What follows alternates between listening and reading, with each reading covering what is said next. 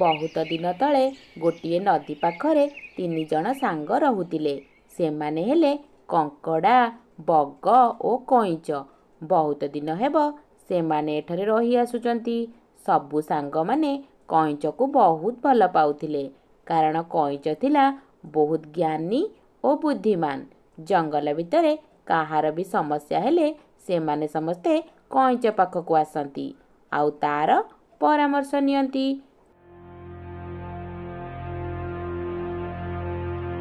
କଇଁଛ ଭାଇ, ମୋର ଗୋଟିଏ ସମସ୍ୟା ଅଛି, ସେଥିପାଇଁ ମୁଁ ତୁମ ପାଖକୁ ଆସିଛି।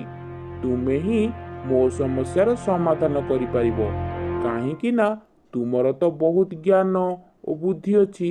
ସେଥିପାଇଁ ମୁଁ ଆସିଛି ତୁମ ପାଖକୁ। ଠିକ୍ ଅଛି ବାଘ ଭାଇ, କୁହ ତୁମେ କୋଉ ସମସ୍ୟାରେ ପଡ଼ିଯାଇଛ? ଦେଖିବା ମୁଁ ଯଦି କିଛି କରିପାରିବି। ତୁମେ ତ ଦେଖିପାରୁଛ ଏବେ କେତେ ଜୋର ଗରମ ହେଉଛି। ବାରମ୍ବାର ତଣ୍ଟି ଶୁଖି ଯାଉଛି। ପାଣି ପିଇବାକୁ ଭାରି ଇଚ୍ଛା ହେଉଛି, ହେଲେ ନଦୀର ପାଣି ପିଇବାକୁ ସାହସ ହେଉନି। ହେଲେ କ'ଣ ପାଇଁ ନଦୀର ପାଣି ପିଇବାକୁ ସାହସ କରିପାରୁନ? ସମସ୍ୟାଟା ପ୍ରକୃତରେ କ'ଣ? ଗୋଟିଏ ବଡ଼ ଦୁଃଖର କଥା କହୁଛି। ଏଇ ନଦୀରେ କେତେ ଗୁଡ଼ିଏ କୁମ୍ଭୀର ବସବାସ କରୁଛନ୍ତି। ଯେତେବେଳେ ମୁଁ ପାଣି ପିଇବାକୁ ଯାଉଛି, ସେ କୁମ୍ଭୀର ମୋତେ ବଡ଼ ପାଟି ମେଲେଇ ମୋ ପାଖରେ ଗୋଡ଼େଇ ଆସୁଛନ୍ତି। ମୁଁ ସେଥିପାଇଁ ସାହସ କରି ଯାଇପାରୁନାହିଁ। ଏସବୁ କଥା କଙ୍କଡ଼ା ବି ଶୁଣୁଥାଏ। କଇଁଛକୁ ସବୁ କଥା ପଚାରୁଥିବାରୁ ସିଏ ଟିକେ ଈର୍ଷା କରୁଥାଏ ଆଉ ତାପରେ କହିଲା, ଆରେ ବାଘ ମାମୁଁ, ଏଇ ସାମାନ୍ୟ କଥାକୁ ନେଇ ତୁମେ କଇଁଛ ପାଖକୁ ଆସିଛ? ମୋତେ ତ ପଚାରିଥିଲେ ମୁଁ କହିଦେଇଥାନ୍ତି। ମୋ ଠାରୁ କଇଁଛ ଟିକେ ଅଧିକ ବୁଦ୍ଧିମାନ। ମୁଁ ବି କିଛି କମ୍ ନୁହେଁ ମ। ଠିକ୍ ଅଛି, ତାହେଲେ ତୁମେ କୁହ, ମୁଁ ଏବେ କ'ଣ କରିବି? ମୁଁ କେମିତି ଆରାମରେ ନଦୀରୁ ପାଣି ପିଇ ପାରିବି? ଶୋଷରେ ମୋ ତଣ୍ଟିଟା ଶୁଖି ଯାଉଛି। ଏଇଟା ତ ଗୋଟିଏ ସହଜ କଥା। ତୁମେ ଯେତେବେଳେ ନଦୀ ପାଖକୁ ପାଣି ପିଇବାକୁ ଯିବ, ସେତେବେଳେ ତୁମେ ଆଗ ମୁଣ୍ଡକୁ ନ ବୁଡ଼େଇ ଆଗ ଗୋଡ଼କୁ ପାଣିରେ ବୁଡ଼େଇବ। ଆରେ ମୂର୍ଖ, ସେ କୁମ୍ଭୀର ମୋ ଗୋଡ଼କୁ ଟାଣି ନେଇଯିବ ରେ। ଏଇଟା ତୋର ବୁଦ୍ଧି? ମୂର୍ଖ କୋଉଠିକାର। ଆରେ ଛାଡ଼ ସେ କଥା, ମୁଁ ତୁମକୁ ଗୋଟିଏ ବୁଦ୍ଧି ଦେଉଛି ଶୁଣ। ତୁମେ ଯେତେବେଳେ ନଦୀକୁ ପାଣି ପିଇବାକୁ ଯିବ, ସାଙ୍ଗରେ ଗୋଟିଏ ବଡ଼ ବାଉଁଶ ନେଇଯିବ। ନଦୀଠାରୁ ଦୂରରେ ରହି ବାଉଁଶକୁ ନଦୀରେ ଆଗ ପକାଇ ତୁମେ ବାଉଁଶକୁ ମୁହଁରେ ଲଗାଇ ଟାଣି ଟାଣି ପାଣି ପିଇବ, ଆଉ ତୁମର କିଛି ହେବନି। ହଁ କଇଁଛ, ଏଇଟା ତୁମେ ବଢ଼ିଆ ବୁଦ୍ଧି ଦେଲ ମୋତେ। ତୁମ ବୁଦ୍ଧିକୁ ମାନିବାକୁ ପଡ଼ିବ ସତରେ। ସେଥିପାଇଁ ତ ଆମେମାନେ ସବୁ ତୁମ ପାଖକୁ ସମସ୍ୟାର ସମାଧାନ ପାଇଁ ଆସିଥାଉ। ତୁମେ ତ ହେଲ ବୁଦ୍ଧିର ରାଜା। ଆରେ ଏ ବୁଢ଼ା କଇଁଚକୁ ସମସ୍ତେ ଭଲ ବୋଲି କହୁଛନ୍ତି।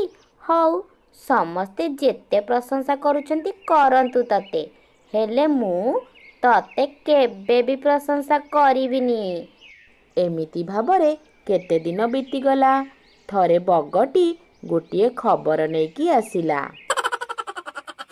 ଆରେ ସାଙ୍ଗ, କଇଁଛ ଓ କଙ୍କଡ଼ା, ତୁମେ କୁଆଡ଼େ ଗଲ?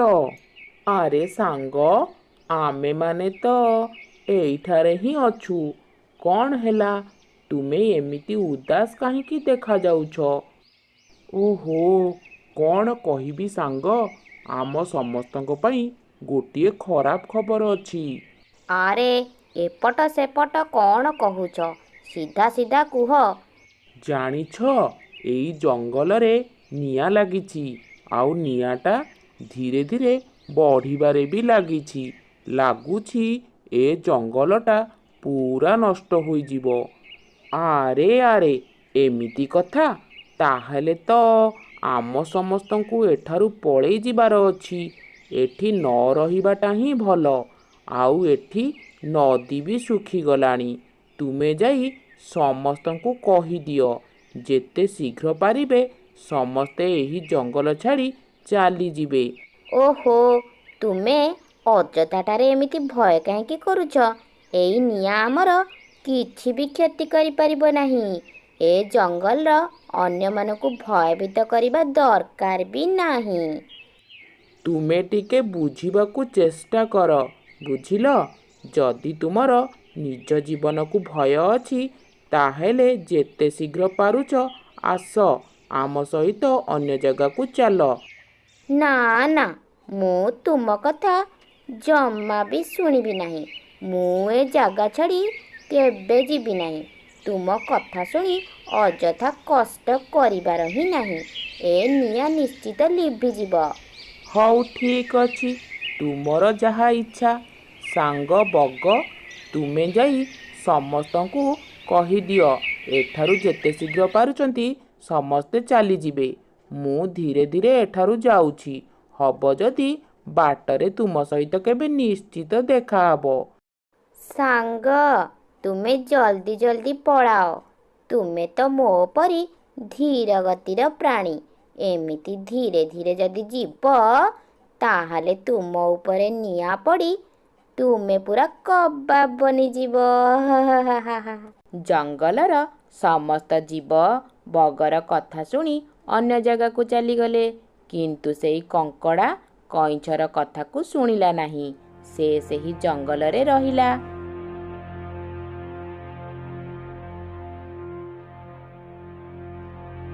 ଆରେ, କିଏ ଅଛରେ? ମତେ ବଞ୍ଚାଅ। ନିଆଁ ଗୁଡ଼ା ଖାଲି ମୋ ଆଡ଼କୁ ମାଡ଼ି ଆସୁଛି। ମୁଁ କାହିଁକି କଇଁଛର କଥାକୁ ଶୁଣିଲି ନାହିଁ? ଆରେ, କିଏ ଅଛରେ? ଆସ, ମତେ ଟିକେ ବଞ୍ଚାଅ। ଏପଟେ କଇଁଛର ବଗ ସହିତ ଦେଖା ହେଲା। ଆରେ ସାଙ୍ଗ ବଗ, କେତେ ଦିନ ପରେ ଦେଖା। ଆଉ କେମିତି ଅଛ? ଦେଖା ହୋଇନଥିଲା ବୋଲି ଭଲ ଲାଗୁନଥିଲା। ହଁ ସାଙ୍ଗ, ଠିକ୍ କହିଲ। ମୋତେ ବି ଭଲ ଲାଗିଲା ତୁମ ସହିତ ଦେଖା ହୋଇକି। ଆଚ୍ଛା, ଆମ ସାଙ୍ଗ କଙ୍କଡ଼ାର କ'ଣ ଖବର? ତୁମେ ତାଙ୍କ ଖବର କିଛି ଜାଣିଛ କି? ଆରେ, ମୁଁ ତ ତାଙ୍କୁ କେତେ କହିଲି ଆମ ସହିତ ଅନ୍ୟ କେଉଁଠିକି ଚାଲ, ହେଲେ ସେ ତ ମୋ କଥାକୁ ଟିକେ ବି ହେଲେ ଶୁଣିଲେ ନାହିଁ। ସେ ସେଇଠି ହିଁ ରହିଥିଲେ। ତାଙ୍କ କଥା ଭାବି ଭାରି ଦୁଃଖ ଲାଗୁଛି। ହଁ ସାଙ୍ଗ, ଆମେ ଏଇ ନୂଆ ଜାଗାକୁ ଆସି ଗୋଟେ ବିପଦରେ ପଡ଼ିଯାଇଛେ। ମନରେ କିଛି ବି ହେଲେ ଶାନ୍ତି ନାହିଁ। କ'ଣ ହୋଇଛି? ମୋତେ ସବୁ କଥା ଖୋଲିକି କୁହ। କ'ଣ କହିବି? ଏଇଠାରେ ଗୋଟିଏ ବିଷଧର ସାପ ମୋ ପାଖକୁ ଆସିଥିଲା। ଆଉ ମୋ ଅଣ୍ଡାକୁ ବି ଖାଇବ ବୋଲି ବାହାରିଥିଲା। ମୋତେ ଦେଖି ଚାଲିଗଲା। ଆମ ଜୀବନଟା ବହୁତ ଅତିଷ୍ଠ ହୋଇପଡ଼ିଛି। ସତରେ ତ ତୁମେ ବହୁତ ବିପଦରେ ଅଛ। ଠିକ୍ ଅଛି, ମୁଁ ସେ ସାପ ସହିତ କଥା ହେବି। ସିଏ ଏବେ କେଉଁଠି ଅଛି? ନା ନା ସାଙ୍ଗ, ତୁମେ ଭୁଲରେ ବି ତା ପାଖକୁ ଯାଅ ନାହିଁ। ସିଏ ତମ କଥା ଜମାରୁ ଶୁଣିବ ନାହିଁ। ବରଂ ସିଏ ତୁମ ଉପରେ ଆକ୍ରମଣ କରିବ। ଏମିତି ହେଲେ ତ ଆମେ ଜୀବନ ଧରି ଏଠି ରହିପାରିବା ନାହିଁ। ମୁଁ ଭାବୁଛି ମୁଁ ତା ସହିତ ପ୍ରତିଶୋଧ ନେବି। ସାପ ସାଙ୍ଗରେ ଲଢ଼େଇ କରିବି। ଯଦି ଜିତିଗଲେ ତାହେଲେ ବିପଦମୁକ୍ତ ହୋଇଯିବା। ଆଉ କ'ଣ ତା ଭୟରେ ଆମେ ତ ଆଉ ଏଠି ବସିକି ରହିପାରିବାନି? ଆରେ ସାଙ୍ଗ, ମୁଣ୍ଡ ଥଣ୍ଡା କର। ତୁମେ ସାପ ସହିତ ଲଢ଼େଇ କରି ଜିତି ପାରିବନି। ସାପ ଯଦି ତୁମ ଗଳାକୁ ଚିପିଦେଲା, ତାହେଲେ ତୁମେ ଶ୍ୱାସରୁଦ୍ଧ ହୋଇ ମରିଯିବ।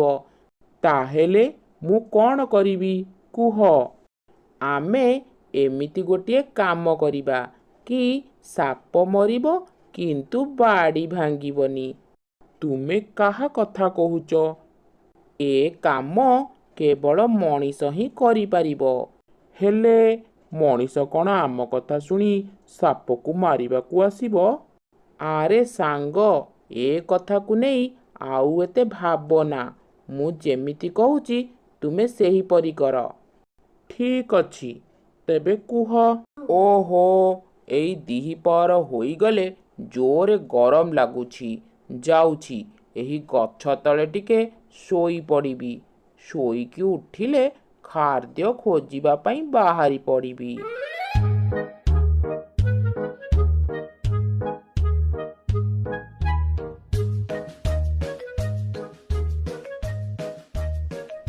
ଆରେ ଆରେ, ଇଏ କ'ଣ ହେଲା?